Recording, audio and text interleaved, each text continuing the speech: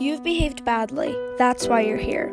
14-year-old Ava thought she was being punished for disobeying her parents. That was what she was told by those who had trafficked her to work in the Peruvian sex trade. It took a social worker to explain to Ava that her parents were actually searching for her, and their only mistake was that she had trusted a friend too much. Amelia Ravelo Arias was that social worker.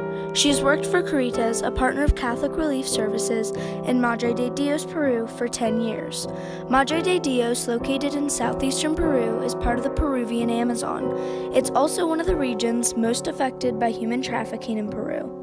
In Ava's case, a 15-year-old friend told her she should leave her family and make some money. Ava followed her friend out of curiosity. She didn't know what she was getting herself into. Normally, the young girls used to come around 16 or 17 years old. Now they're coming around 13 or 14.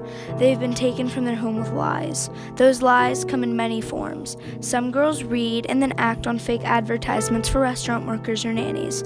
Sometimes a boyfriend starts dating a girl and convinces her to move with him. In many cases, once they are captured, the children, especially girls, are handed off to 3 or 4 people. It's an operation that is meant to be confusing. Human trafficking in Madre de Dios and surrounding areas has a strong connection to illegal gold mining. Many miners migrate to where they work. They set up camps and lives. One of those areas is La Pampa. La Pampa began to form in 2007 with 50 to 70 miners. By 2011, there were hundreds of miners. Today, it's not known exactly how many people live in La Pampa, but it is estimated that in the 15 illegal mining camps that exist, there are at least 20,000 people. Near the camps are bars. During the day, they are seen as a great center of commerce in the middle of the Amazon. In these stores, they sell groceries and products related to mining. But at night, businesses disappear, and the buildings become nightclubs called prosti-bars. You can see their multicolored lights and the flashy posters with images of half-naked women and suggestive phrases. The doors are open, and it is easy to see girls and adolescents drinking and dancing with men.